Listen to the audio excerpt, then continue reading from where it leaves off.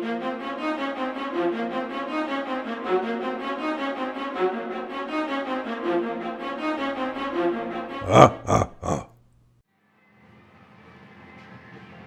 part's uneven? Like, what part are you fixing right now? So the seam is like this. We need to make it butt up.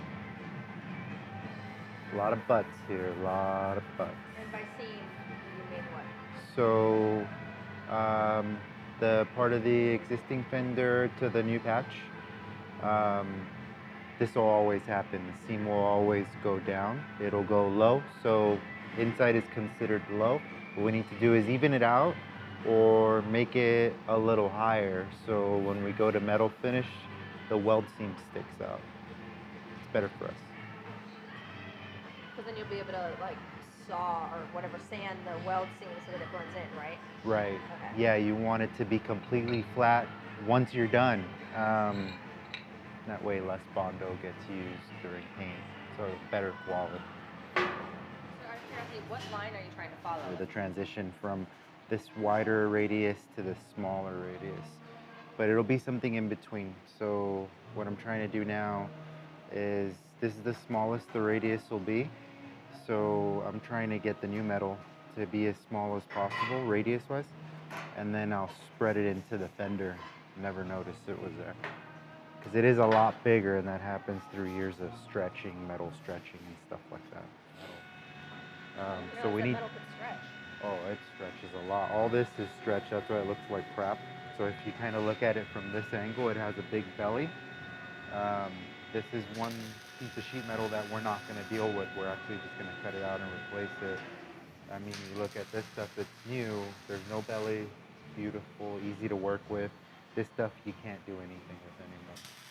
You can't shrink it, you can't do anything. Why not just replace the whole sheet in one? Why go piece by piece? We go with the damage areas first so we don't lose the fender. So we have to keep a few key parts of the fender in order to reproduce it. You know, if we cut out a bunch of material, then there's a good chance that we'll lose the shape of the fender. How long have you been working on this piece? Say about 2 hours. Okay. Hopefully this will be the last grind and we start doing cool stuff.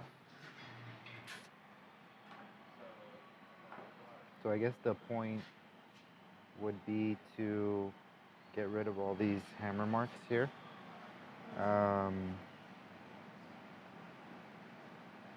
So you don't grind them out when you're fitting the part, and that's what takes the longest. So a lot of that small smacking, you know, that 100 times a minute, that stuff is just to remove the little hammer marks on the sheet metal. Obviously, hammering doesn't weaken welding. It actually does the opposite. It'll harden the welding because it's getting forged in a way. So the welding's already hard. When you start smushing it together, it gets even harder, which has its downfalls. You know, if you do it a little too much and you try to blend to it, it's sometimes hard because it's so brittle. But for the most part, if you control it, it's the best thing ever. Welded joints are always extremely strong. Is it because the metal is like melted together, basically? It gets heated and cooled faster than the surrounding metal. So if you have an area that's got, you know, flimsy or thin metal, and you weld like right in the middle, then it'll control that area. If you're having issues with trying to get it to raise or lower, usually welding will fix that for you if you know how to use it, you know. If you don't use it, you lose it.